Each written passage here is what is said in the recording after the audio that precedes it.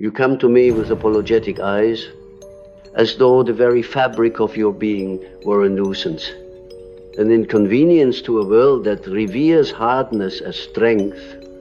You have been called fragile, thin-skinned, dramatic, too sensitive. Yet I tell you now, before this gathering of restless hearts, that you are no more fragile than a finely tuned radio is fragile for catching the faintest signal sent across a continent of static. A radio is only too sensitive when its owner has forgotten the symphony hiding inside the air. And so, my friends, we must remember what sensitivity actually is: an instrument designed by psyche and spirit to detect the subtle music of the collective soul. Feel, for a moment, the weight of that metaphor press against your rib cage. You, a living receiver, your nervous system, the copper coil, your dreams, the knobs that turn you toward stations, otherwise unheard.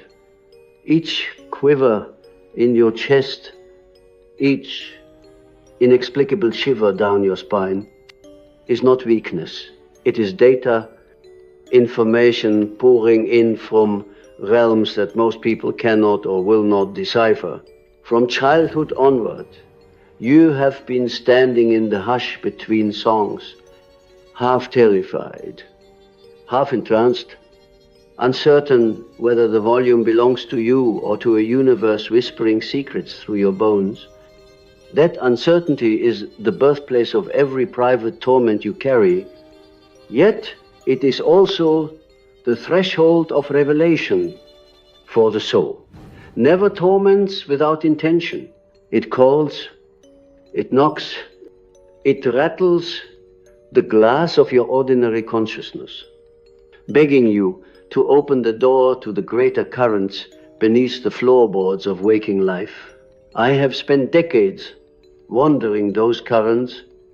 I have listened to thousands of patients narrate their inner seas: a young woman fainting whenever her lover entered the room, a soldier who heard infant cries in the silence of the trenches, a child who knew the mood of his mother before she uttered a single word. Science might stamp such episodes with clinical labels: synesthesia, hypersensitivity, neurotic introversion. Yet those terms do little more than pin a butterfly to a corkboard. What we need is not more pins, but a garden where the butterfly may show us how the wind tastes on its wings. We need depth, symbol, myth, a language wide enough for the invisible. So let us drift below the surface of names and pathologies. In the underlake of psyche lies the collective unconscious, an inland sea fed by every river of ancestral longing. There dwell the archetypes, the mother, the trickster, the sage, the wounded child, and countless others, older than any culture, older even than speech, highly sensitive persons. Those whom modern psychology abbreviates as HSPs are born with their inner microphones, set perilously close to that shoreline. While most egos stand several meters back from the surf, building castles of identity in relative safety, the sensitive soul wakes already ankle deep, feeling the tug of deep water around the toes of consciousness. It is exhilarating and terrifying in equal measure, for there is beauty in that tide, pearls of intuition, sudden bursts of gnosis, the luminous empathy that lets you read a stranger's sorrow like braille across their eyes. Yet there are also undercurrents, dark as ink, collective fear, residual grief, the howling shadows of history begging for witness. When an HSP tells me with trembling voice that the world feels too loud. I do not correct them. I merely add too loud for those without a boat. You see, sensitivity is not the problem. The absence of psychic architecture is the problem. A violin left in the rain will warp, though the violin itself is a marvel. Likewise, the sensitive psyche, if left without a structure of reflection, ritual and symbol, will warp under the weather of human suffering. This is why so many of you sway between ecstasy and exhaustion. One moment, a haunting melody fills you with impossible hope. The next, the same instrument seems to split along its seams, vibrating so furiously it can scarcely hold a note. The ego declares this chaos pathological, but I call it unmastered music. And music, my friends, is mastered not by muting, but by tuning. Let me offer a dream as illustration. A middle-aged teacher came to me, cheeks flushed with the shame of overreacting to her students. At night, she dreamed she was standing in an ancient cathedral made of glass. Every whispered footstep echoed across the miles of vaulted mirror. Then a single pebble struck the glass, and the entire nave trembled. She awoke in a panic, certain she would shatter. In analysis, we discovered that the cathedral was her sensitivity, transparent, magnificent, capable of reflecting every ray of light, yet vulnerable to the smallest impact, because her psychic walls were brittle, unsupported by buttresses of self-understanding. She had spent her life apologizing for the echo instead of strengthening the pillars. How does one strengthen psychic pillars? By courting the very forces. The ego fears. When I say courting, I do not mean drowning in other people's chaos, nor do I mean sprinting toward martyrdom. I mean encountering the archetypal world, consciously stepping into symbol as one steps into a sacred grove, with reverence and with boundaries. There is an archetype that stands ready for every HSP who dares this path, the Hermes Mercury, trickster messenger between realms. Hermes teaches translation. He takes the wild Morse code of feeling and converts it into language the waking mind can hold. Without Hermes, the sensitive soul is like a radio without a tuner picking up every signal but unable to focus. Thus, your first task is to befriend the inner trickster, the playful intellect that can name what you sense, sort it, shape it into story rather than overwhelm. But Hermes alone is not enough. For beneath the fluttering wings of the messenger lurks the shadow, the repressed aspect of psyche, collecting all the feelings you wished you never felt. The accident no one acknowledged, and the rage you swallowed as a child, lest it rupture the fragile peace of your household. The grief that leaked through the plaster of your parents' unspoken sorrows, these live in the cellar of consciousness, radiating subtle frequencies that your inner radio cannot help but catch. You mistake them for other people's emotions because they arrive unannounced, like foreign broadcasts in the night. Yet they are homegrown storms. To tame sensitivity, then, is to descend into that cellar with lantern in hand, greeting each buried relic not as contamination, but as forgotten kin. Shadow work is the grounding wire of the sensitive soul.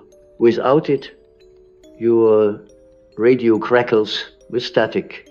With it, the signal clarifies, the hiss subsides, and what once terrified you transforms into information.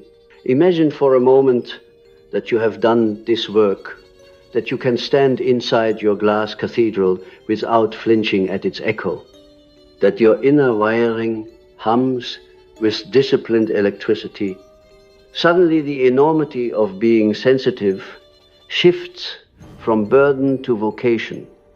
You become a psychic cartographer. You map the tremors of the collective with instruments no satellite can match. You sense the unspoken despair in a friend's casual laughter and gently steer the conversation toward the place where truth can exhale. You walk into a public square and feel the tremor of cultural anxiety, the way a sailor tastes weather on the wind. You translate these perceptions into action art, advocacy, compassion, thus returning to the world not as a fragile glass, but as a sounding board for truth, yet beware, for every gift casts a shadow. The cartographer can become the voyeur, consuming emotional climates for the thrill of it. The healer can become the sponge, absorbing wounds as a way to avoid her own. Sensitivity is a double-edged sword. It can carve saints, or it can carve scars. Therefore, the second requirement for the tuned soul is ritual containment. The radio must have an off switch. Even mystics close their eyes to sleep. Build practices that tell your nervous system, the song is finished for now. Prayer, breathwork, immersion in water, walking barefoot upon the earth. These are not quaint habits, but hygienic necessities for one whose aura functions like radar. I recall a young man who served as nurse in a war zone. Each night he dreamed of black feathers raining from a sunless sky, covering his uniform until its weight sank him into mud. In therapy, we fashioned a ritual at shift's end. He removed his scrubs, named aloud the wounds he had witnessed, and washed his hands not merely for hygiene, but as symbolic release, letting the water carry away the feathers. Within weeks, the nightmare loosened its grip, and he could sleep without drowning. That is the power of symbolic action. It speaks the language of the unconscious. Giving form, where words collapse. Now some of you bristle, thinking, I have tried rituals, I have tried mindfulness, yet still the world's pain floods me. I answer, be patient. A radio that has been set to maximum volume for decades cannot be recalibrated overnight. Neurobiological pathways thicken around habit. The amygdala learns to fire at the faintest hint of threat. Sensitivity matured into mastery requires time. Time for new synapses to knit resilience. Time for the ego to believe that silence is not abandonment. Time for the inner child to trust that gentleness need not equal danger. We are dealing not only with personality, but with history, ancestry, perhaps even karmic residue. If one wishes to extend beyond empirical borders, give the process the dignity of seasons. Let me touch one more layer before we pause. There exists a cosmic paradox. The very qualities that expose you to hurt are the ones that let you glimpse divinity in ordinary dust. HSPs often encounter what I call numinous moments, instances when the boundary between visible and invisible thins to gossamer. A stranger's smile detonates tears, because behind it you see the ancient lover archetype kissing all mortal faces.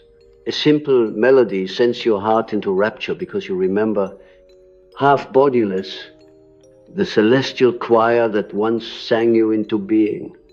Such moments, though often dismissed as overreaction, are in fact glimpses of the deep self rising like a whale through oceanic mind. cultivate them, capture them in journal pages, paint them, whisper them into poems, for they are breadcrumbs home. The soul stains your sensitivity with wonder, so you will not abandon it out of fear, and yet the whale must dive again. Numinous vision must fold back into dishwashing, bill paying, listening to your colleague complain about traffic. This oscillation between cosmic music and mundane chatter is the heartbeat of a life well lived. Do not resent the mundane. It is the ballast that keeps your luminous sails from ripping in the storm. The world needs your radiance, yes, but it also needs your rootedness. Sensitivity without grounding becomes chaos. Grounding without sensitivity becomes tyranny. The alchemy is in the marriage. I can feel the air in this hall thicken, a collective inhalation suspended at the edge of recognition. Perhaps you glimpse already the outlines of your own architecture forming the radio, the cathedral, the cellar, the vessel, all metaphors converging around a simple invitation: be sensitive, but be sovereign. Resist the cultural myth that health equals numbness. Resist also the spiritual myth that enlightenment equals constant overwhelm. Health, enlightenment, individuation, whatever word you prefer, arises when your inner radio can both tune in and tune out, can widen to the hum of galaxies and narrow to the quiet tick of your own heartbeat. And so, as we draw this first movement to a close, I ask you to place a hand upon that heartbeat. Feel its percussion, ancient and intimate, older than any opinion about your worth. It drums for no audience, seeks no approval. It is the primordial yes, sounding from the cave of your body. If you learn to trust that pulse more than the noisy verdicts of culture, your sensitivity will cease being a curse. It will become what it was in the beginning, the very frequency of soul, vibrating through flesh, singing the world awake one quiver at a time. Let us now turn inward, for that is where the most treacherous and rewarding landscapes lie. The path of the sensitive soul is not only a journey through perception, it is a confrontation with identity. If you have lived your life attuned to the signals of others, if you have learned to shrink when others swell, if you have defined peace as the absence of tension in the room, then I ask you, whose life are you truly living? The highly sensitive person does not merely feel the world, they are often swallowed by it. They blur, they blend, they merge like ink into water, forgetting where they end. And another begins, it is not empathy in the ordinary sense, it is a psychic enmeshment. And this merging, while momentarily comforting, is dangerous to the development of a stable self, because when you take on others' moods, needs, projections, you also take on their distortions. You become a mosaic of fragments never sorted, a psychic echo chamber where other people's unresolved ghosts find a home. The soul cannot thrive in a house where no one knows whose voice is speaking. This is why individuation, the process of becoming yourself, is non-negotiable. For the sensitive person, individuation is not a luxury, it is a lifeline. You must know where you stand in the great chorus of existence. Not because your sensitivity must be tamed, but because it must be anchored. If the soul is a radio, then the self is the station from which its truth must be broadcast. Without the self, you are just receiving, you are not transmitting, you become a psychic consumer of other people's weather. forever at the mercy of the next emotional storm. What then does individuation require? It requires what the world most fears: solitude, sacred aloneness. Not loneliness, not exile, but the quiet clearing in the forest of being where your voice begins to echo back to you after years of being lost in the static. It is the holy silence beneath sensation. In that silence, the signals you once mistook for truth reveal themselves as noise. And what remains is your essence. For many sensitives, solitude feels like death. When your nervous system is built for resonance, disconnection feels like annihilation. But this is only the illusion of dependency, speaking the false belief that you must be intertwined with others to feel alive. The truth is the opposite. You must return to your own frequency before you can resonate cleanly with another. Otherwise, all relationships become distortion. Intimacy becomes fusion. Compassion becomes self-erasure. In one patient's dream, she found herself in a city made of mirrors. Every building reflected a different version of her face. She ran from street to street, trying to remember which one was real. But every reflection showed a slight difference. One smiling too much, one weeping without sound, one blank and terrifying. She fell to the sidewalk and screamed, "Who am I?" That is the question that haunts the sensitive psyche. After years of reflecting others, it forgets its own outline. The dream, of course, was a call to the self, asking not for an answer, but for a reclamation. Sensitivity becomes strength when it is no longer a mask for fear, when it no longer exists to please, to rescue, to avoid conflict, or to avoid abandonment. This is the shadow of sensitivity, and it must be examined with courage. For while some are born with thinner skin and finer perception, much of what we call high sensitivity is also a trauma adaptation. It is what happens when a child learns that survival depends on reading the room before entering it. It is what happens when love is inconsistent, when affection is earned through attunement, when safety is linked to emotional invisibility. In such environments, the body sharpens its instruments. The psyche becomes a radar. But this is not giftedness, it is alertness, born from anxiety. To heal, you must unravel the original contract, the unconscious vow you made as a child that said, if I feel everything, maybe they will love me. You must look that child in the eyes, not to shame them, but to release them. Tell them they do not have to tune so tightly anymore. The war has ended.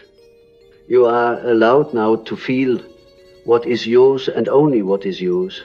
This release does not dull your sensitivity, it clarifies it. Because in truth, the soul is sensitive by nature. It was never meant to be numb. It was never meant to survive on logic alone. But it was also never meant to be enslaved to emotional chaos. The soul was designed to respond with wisdom, to recognize symbols, to interpret patterns, to decode the dance of light and dark within experience. And herein lies the highest purpose of the highly sensitive individual, to become a symbolic interpreter for humanity. You are the dreamers, the visionaries, the ones who can feel the subtle shift in collective energy before it is spoken. You are the first to sense when a system is sick, when a lie has calcified into culture, when a truth is ready to be born, but unless you understand how to work with symbols, not just feel them, you will be overwhelmed by your gift. Symbol gives structure to sensitivity. It gives shape to what otherwise drowns. It is not enough to feel. You must learn to understand what feeling reveals. For example, consider the image of the chalice a symbol of containment. In mystic tradition, the chalice holds the sacred. It receives, but does not spill. It is feminine, not in gender, but in function open, deep, reflective. A sensitive soul who does not know herself becomes a cracked chalice. She receives too much and cannot hold it. But the individuated, sensitive person becomes a whole chalice. She holds emotion, memory, intuition, and she knows when to pour, when to sip, and when to let it rest. To build such a vessel within, you must work with ritual, with boundaries, with shadow, and most of all, with your own story.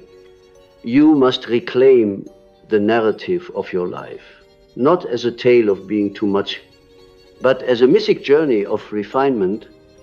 The gods do not send thunder to destroy you, they send it to awaken. And your awakening, in turn, becomes a lighthouse for others lost in fog. Do not be surprised if, as you grow, the world pushes back. For a long time, your sensitivity may have served others. You were the listener, the forgiver, the absorber. As you individuate, you will say no more. You will set limits. You will leave conversations that deplete you. You will no longer shapeshift to match another's comfort. And those who benefited from your unconscious generosity will resist. Some will call you selfish. Let them. You are not selfish. You are self-returning, and the self is sacred. Let us speak of boundaries not as walls, but as skin. The skin of the psyche must be porous, yes, but not penetrable. You must be able to let light in without letting your flame leak out. The boundary of a highly sensitive person is not barbed wire, it is a hallowed threshold. It says, you may enter here only with reverence, and if reverence is absent, silence must follow. This is not cruelty. It is energetic stewardship. The highly sensitive nervous system is a temple, and a temple must be kept in order if it is to channel the divine. Sensitivity is not just emotional, it is spiritual. You were born into this body, not only to feel, but to transmit frequency. Just as the shaman enters trance to access other realms, so do you, without knowing, open to the collective every day. But without training, this trance becomes trauma. You carry burdens that were never yours. You cry tears that echo centuries. You suffer inexplicably and call it weakness, when in truth it is ancestral resonance seeking transmutation through your bones. The soul chose you for this work not because you are strong, but because you are willing, and now it asks for something deeper. It asks not just that you feel, but that you become conscious of your feeling, that you step out of overwhelm and into symbolic authority, that you stop apologizing for your depths and start mining it for gold, that you become not just sensitive but sovereign, not just porous, but intentional, not just overwhelmed but awakened. And so I invite you gently, reverently to stop asking if your sensitivity is too much. Instead, ask too much for whom? And then ask, what would happen if I stopped trying to fit my soul into a world that rewards numbness and punishes nuance? What would happen if you accepted that your gift is not to conform, but to transform? This is not philosophy. This is a call to initiation. The world does not need less sensitivity. It needs embodied, conscious, disciplined sensitivity. It needs your tears to water roots, not to drown them. It needs your intuition to build bridges, not burn you alive. It needs your frequency, not muted, not manic, but tuned. And the tuner, my dear, is you. Let us now speak of dreams. For it is in dreams that the highly sensitive soul receives its most unfiltered transmissions, where waking life offers only fragments. Dreams reveal the total architecture of your unconscious. The sensitive among you often report dreams so vivid they haunt the skin for hours, dreams drenched in color, laced with emotion so complex it defies language. This is no coincidence.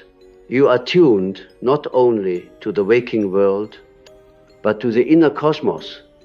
You are a cartographer of psychic terrains few dare to map. In my work, I have observed that the dreams of the sensitive are filled with water oceans that rise without warning, tsunamis crashing through childhood bedrooms, floats scraping beneath, locked doors. These are not merely symbols of emotion. Water in dreams represents the unconscious itself. And when it overwhelms, it is saying, your psyche is overfull. The container has failed. Something old, vast, ancestral is trying to surface, and you have no sacred space to hold it. One woman, deeply sensitive since childhood, dreamt repeatedly of swimming through flooded cathedrals. The pews floated, statues wept salt water. A priest stood submerged to his chest, blessing. No one in waking life. She was a therapist on the verge of collapse. Her dream showed what her waking mind could not. She had turned her sacred gift into silent martyrdom. Her cathedral, her psyche was flooded not by her own tears, but by the unprocessed sorrow of all those she had tried to rescue. The blessing was drowned, the altar submerged, and still she called herself weak for weeping at night. You must learn to read your dreams, not as random firings of neurons, but as sacred scrolls. They are the voice of psyche, made flesh in symbol. For the sensitive, they are especially potent because you live so close to the veil. Dreams bring messages from the archetypes, the collective, and your own inner child. When you ignore them, you dull your own antenna. When you study them, you strengthen the bridge between your conscious ego and the deep self.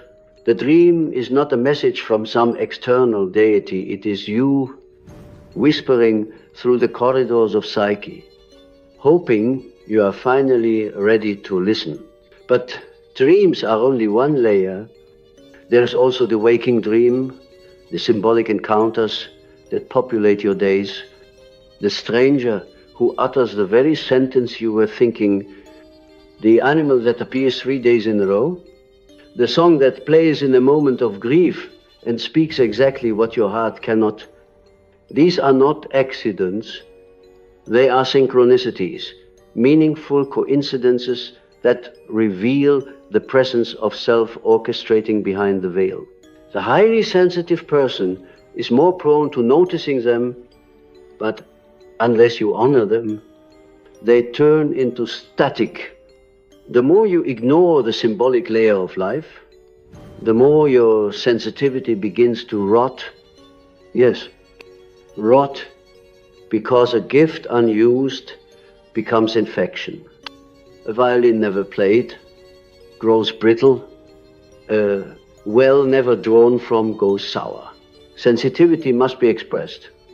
This is the next stage in your evolution, not just to feel, not just to interpret, but to create. Sensitivity is not for storage. It is for translation. You were never meant to carry all you feel. You were meant to alchemize it into story, into sound, into touch, into healing. When you do not create, you become congested. The soul grows heavy. Emotion without expression becomes depression. Sensitivity without action becomes anxiety. The HSP who becomes an artist of any kind liberates herself from possession. She no longer holds the pain. She channels it.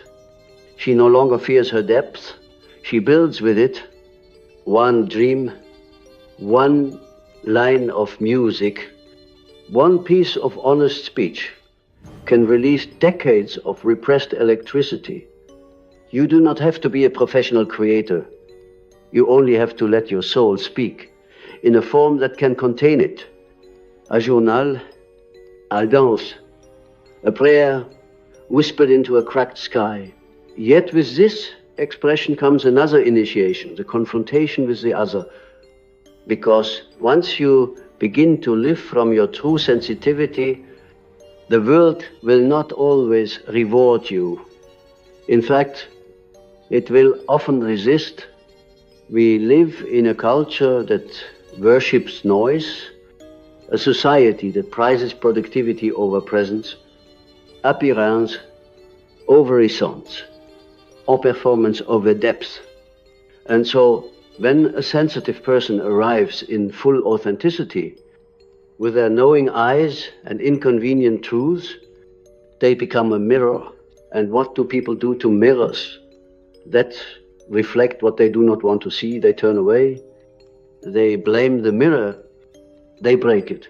This is why so many of you have been scapegoated, called dramatic, over-emotional, hysterical, difficult. These accusations are not diagnoses, they are projections. They are what the unconscious does when it cannot face its own disconnection. You, the sensitive one, remind others of what they have forgotten how to feel. And feeling is frightening when it has been exiled for decades.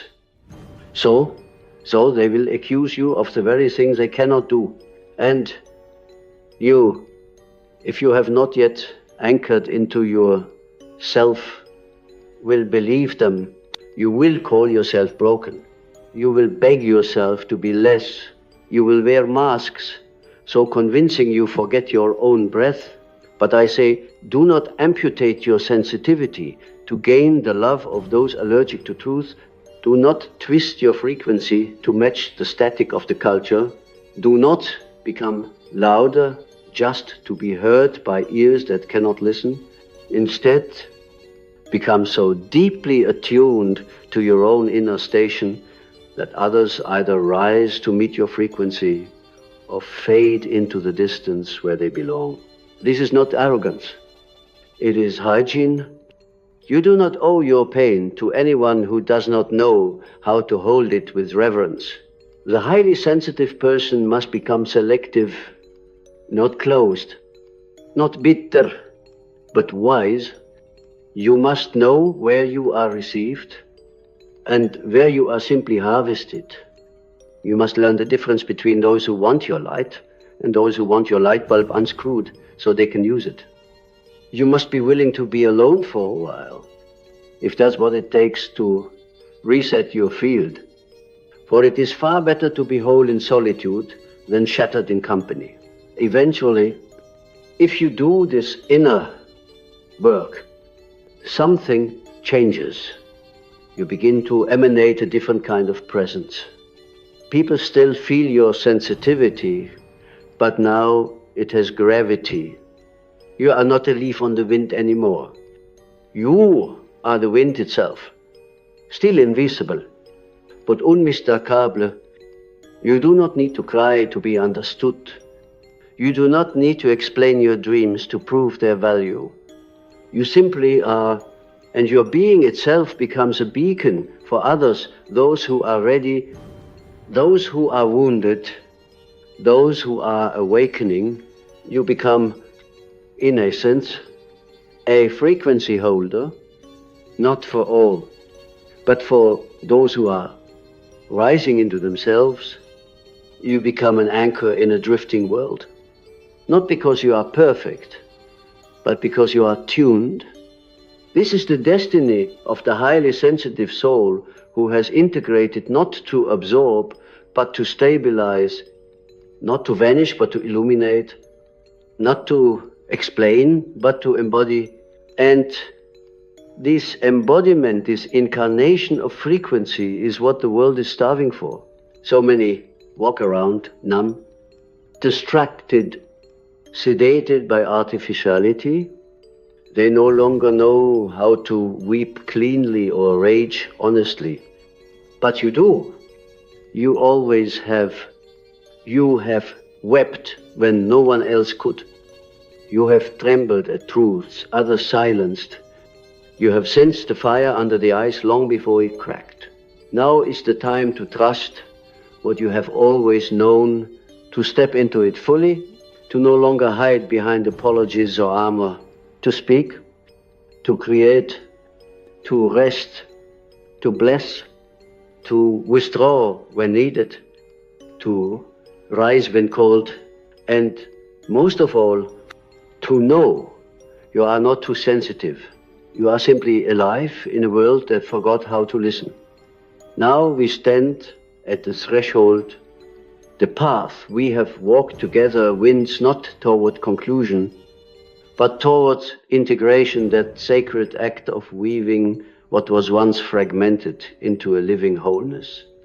You have seen now what sensitivity truly is, not an affliction, but an assignment, not a glitch in your design, but a refinement of it. A grace encoded in flesh, but sensitivity that is not embodied remains dangerous. It must descend from the clouds of concept into the soil of practice. For the soul cannot live only in feeling. It must be incarnated. It must be worn in the way you rise, the way you walk into a room, the way you choose what you say and what you do not. The mature sensitive does not need to announce her depth. Her presence speaks it. And so I ask you now, not what you feel, but who you are when you feel. Who is the one behind the tremble? Who is the one watching the ache unfold? Who is the still observer beneath the storm of sensation? That, my dear friends, is the self, not the persona, not the roles you've performed to be safe, but the deep, unshakable center of your being that never wavers, no matter how loudly the world plays its noise. To live from this place is the calling of the sensitive soul. Not to be a reactor, but a resonator. Not to mimic, but to transmit. You are not here to echo the chaos. You are here to harmonize it, to infuse the field with your presence, not lose your presence to the field. I once had a dream in which a young boy stood on a cliff holding a string.